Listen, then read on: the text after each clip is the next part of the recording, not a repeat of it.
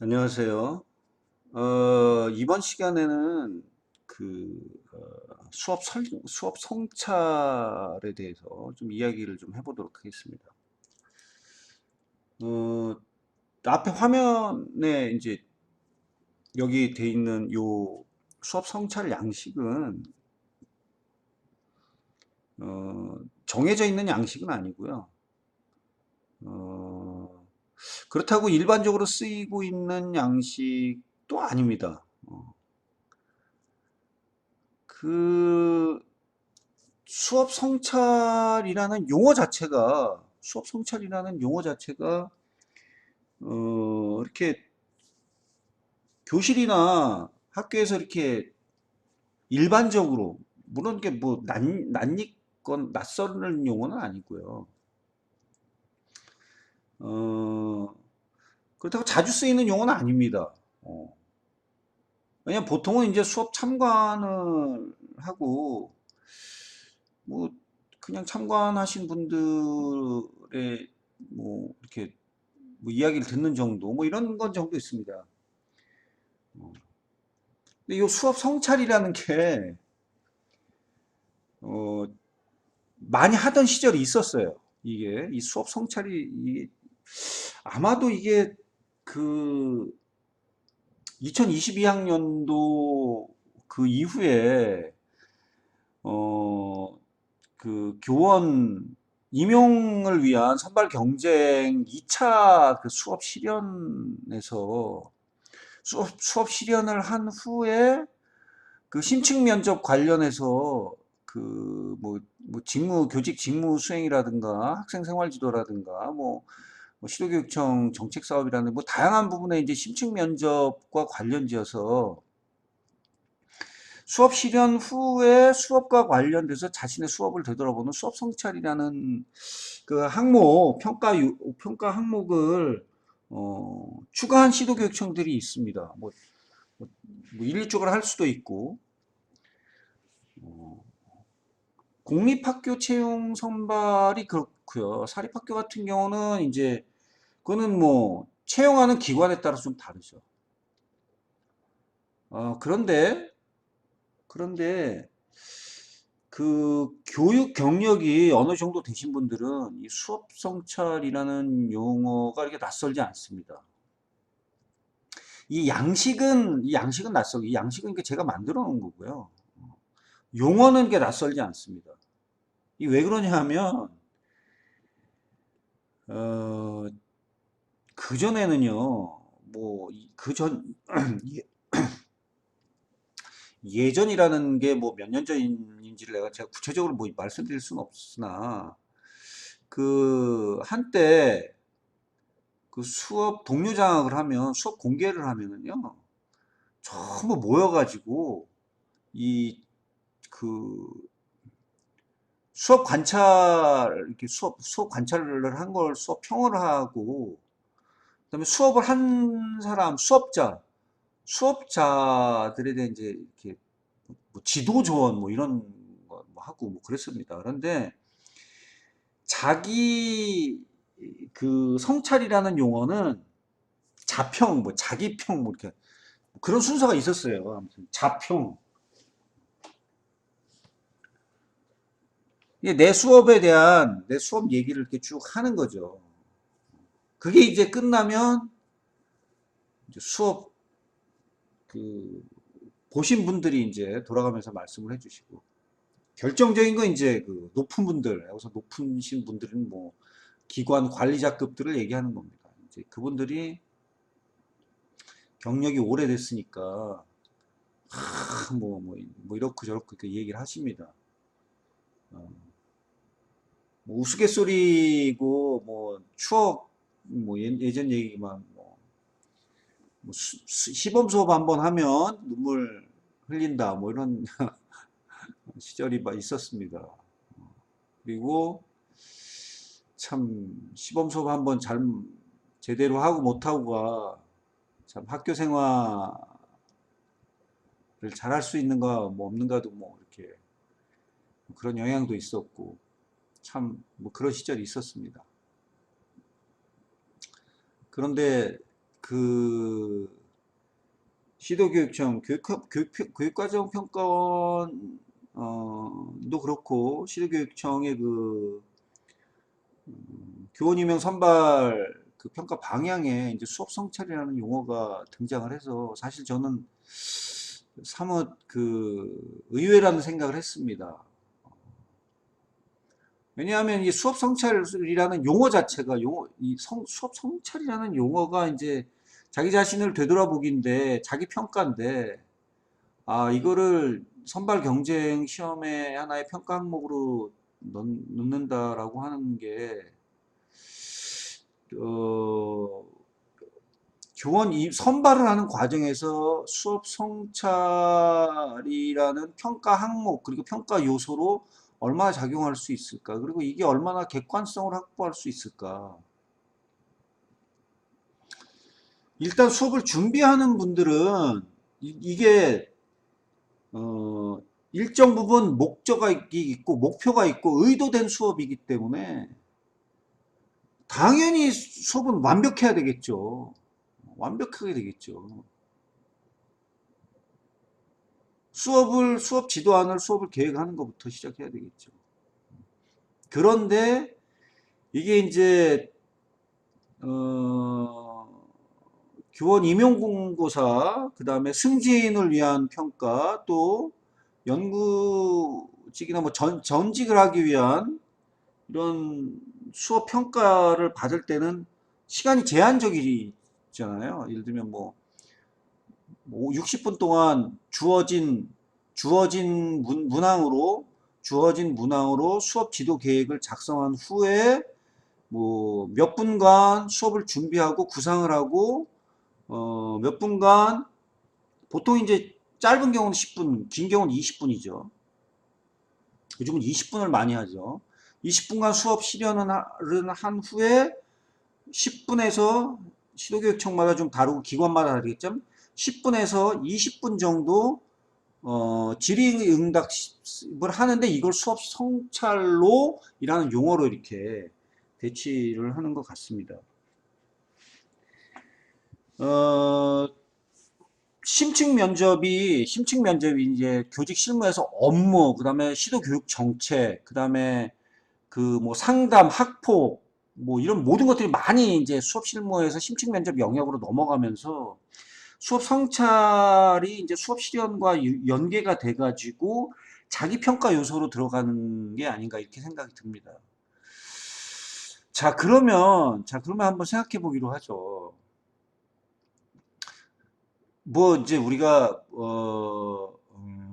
승진을 위한 거라든가 뭐 시도교육청의 시범 사업이나 정책 연구를 위한 그 수업에 대한 수업 성찰이라면 이미 계획되어 있고 오랜 시간 동안 준비되어 있기 때문에 별도로 이렇게 수업 성찰할 이유는 그닥 있을 것 같지는 않습니다. 다만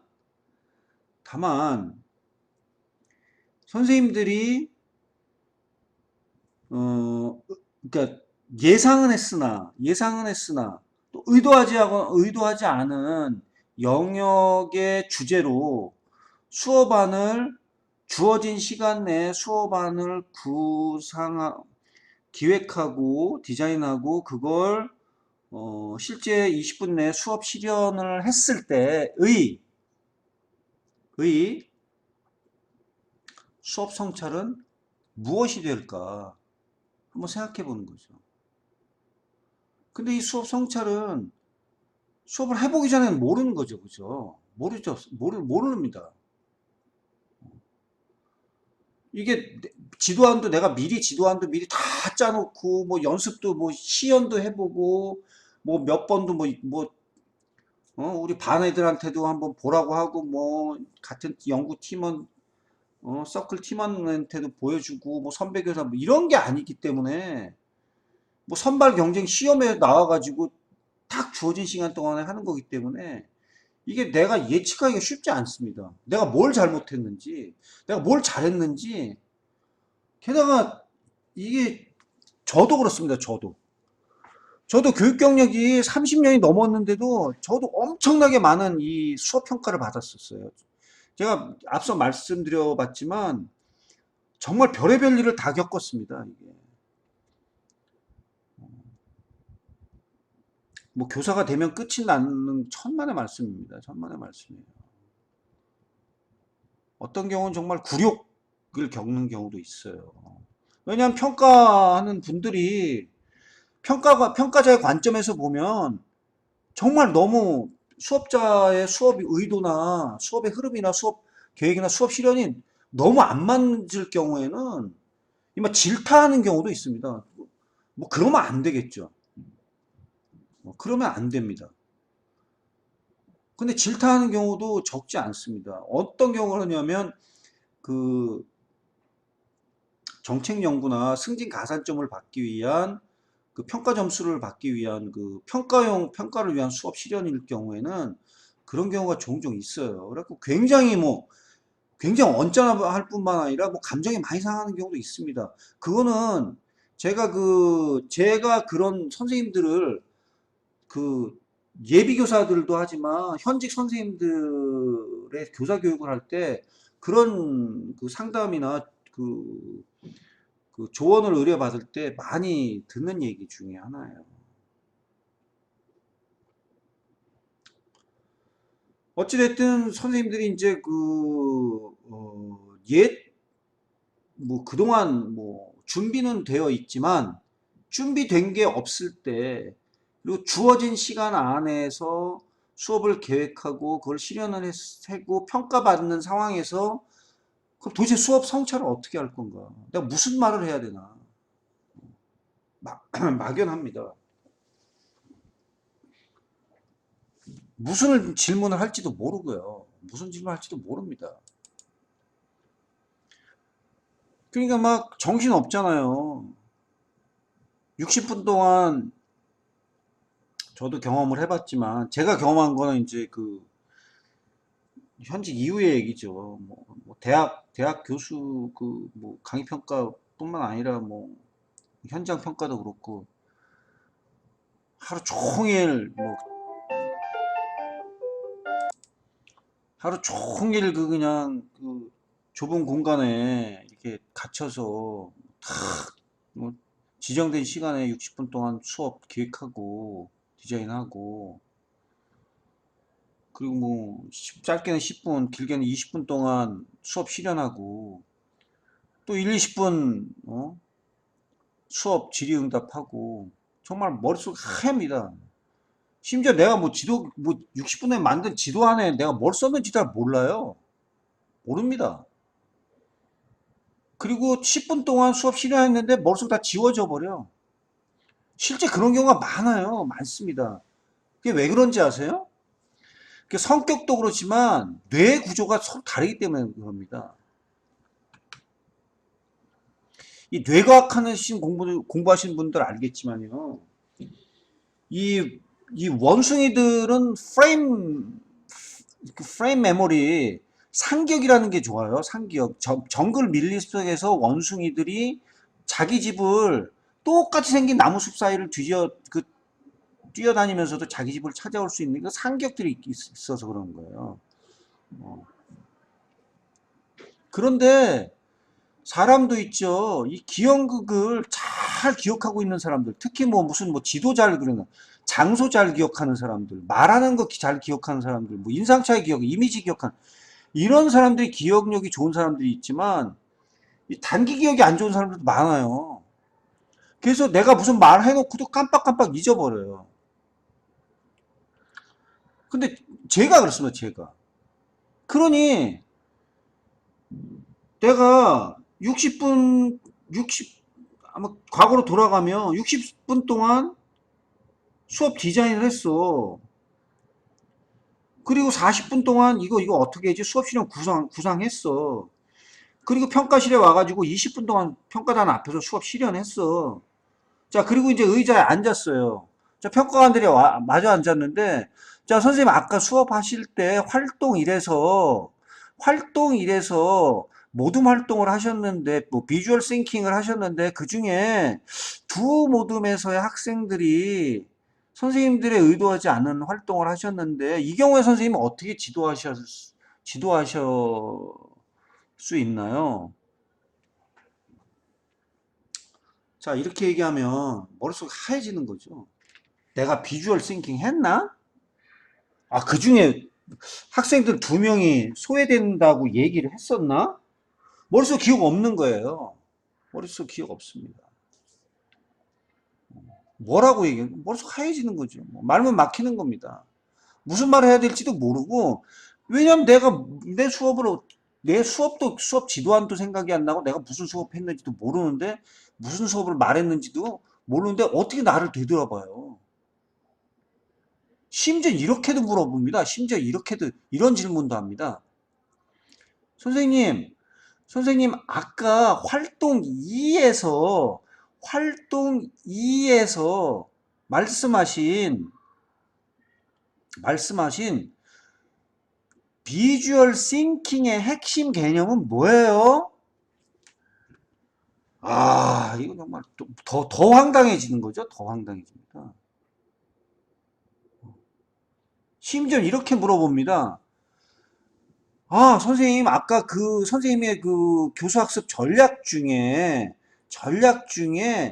문제 탐구 부분에서 선생님이 그 말씀하신 그 의사소통 역량 그 부분을 다시 한번 저한테 설명해 주시겠어요?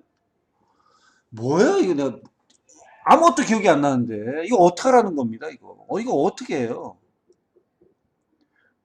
어? 무슨 수업을 성찰하기 위한 내 무평가 요소라도 있으면 모르는데 너무 막연한 거예요. 내가 뭘 성찰하는 겁니까? 모르는 거예요, 이게. 모릅니다.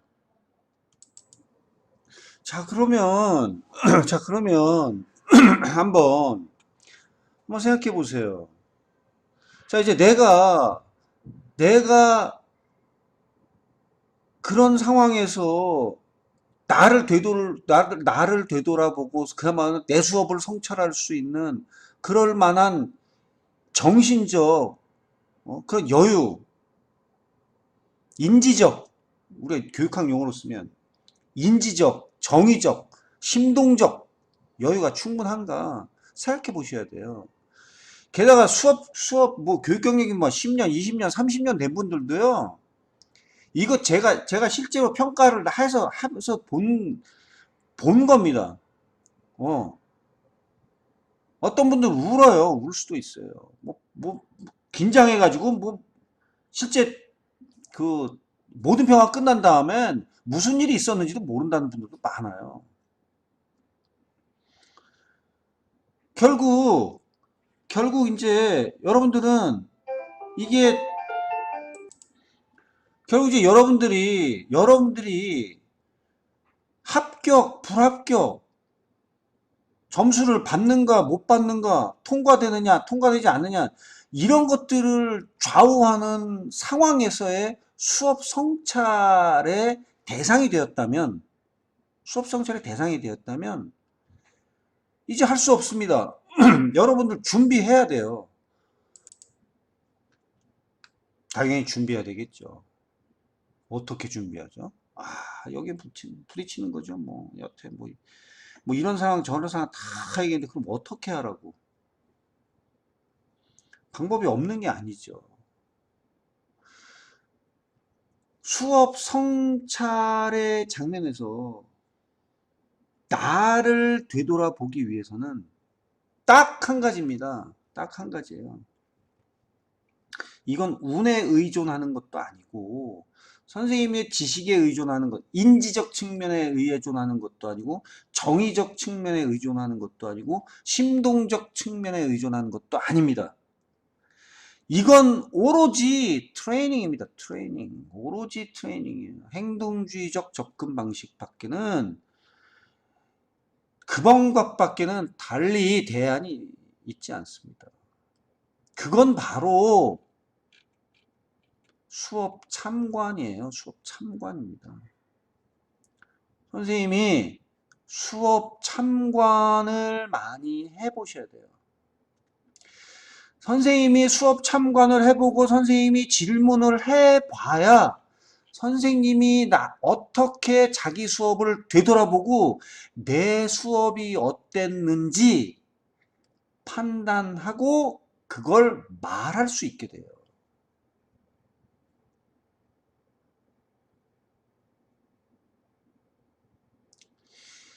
그 이상 다른 방법은 운이 좋다는 것밖에 없습니다. 운에 의존할 수는 없잖아요. 결국 수업 성찰은요, 선생님이 수업을 많이 보는 것으로부터 시작된다. 그리고 수업을 잘 보셔야 된다. 많은 수업을 잘 보셔야 된다. 어떻게 수업을 보셔야 된다고 했죠? 수업 지도안과 수업 실연과 수업 참관록의 관점을 바탕으로 해서 수업을 보면 내 수업이 보이기 시작하는 거야. 내 수업이.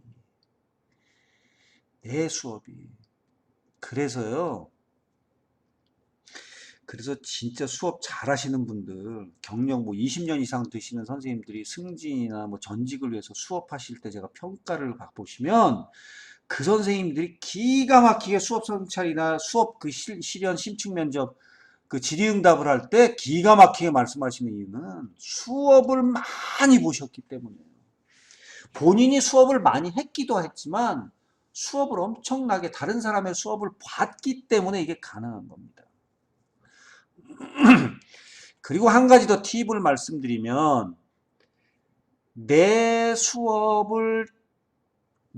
수업도 많이 보시도록 하라는 겁니다. 이게 말이죠. 제가 이제 그 신규 교사, 새내기 교사분 멘토링 할 때 그 얘기 많이 합니다. 선생님들 임용고사 때 했던 수업하고 현직에 나오는 수업이 다릅니다. 현직에는 아이들이 있고 학부모가 있고 교사가 있어요. 그전엔 뭐예요? 그냥 스터디에서 한 거 아니에요. 실습 때 조금 해본 거. 현직에 나온 건 그게 아니에요. 현직엔 선생님의 학생이 있어요. 선생님의 동료 교사가 있고 선생님의 학부모가 있어요. 수업 완전히 다릅니다. 선생님이 수업 잘하려면 선생님 수업을 봐야 돼요. 이 얘기 왜 하는 줄 아세요? 선생님 수업 한번 찍어서 선생님만 보세요. 다른 사람이 수업하는 것 같아요. 다른 사람.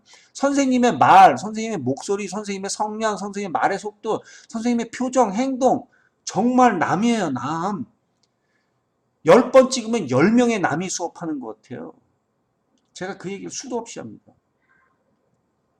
요즘 기기가 좋아졌잖아요. 옛날은 비디오 가지고 저 비디오 테이프 가지고 찍었어요. 지금은 기계가 좋아졌잖아요. 선생님 휴대폰 하나 가지고 스탠드 하나 셀프 촬영하시면 돼요. 선생님의 수업을 보세요. 수도 없이 선생님이 장소를 바꿔가면서 교실을 바꿔가면서 선생님의 수업을 찍어보세요. 방에서 찍고 야외에서 찍고 사무실에서 찍어보면서 이 수업도 해보고 저 수업도 해보고 활동일도 해보고 동기후발도 해보고 활동3도 해보고 평가도 해보고 다 다릅니다. 선생님을 보고 있지만 남 보는 것 같아요. 다 다릅니다. 달라요. 그래서 선생님이 수업 성찰을 성공적으로 수행할 수 있기 위한 가장 중요한 법은 많은 수업을 보는 것이다. 그리고 내 수업도 많이 봐야 된다.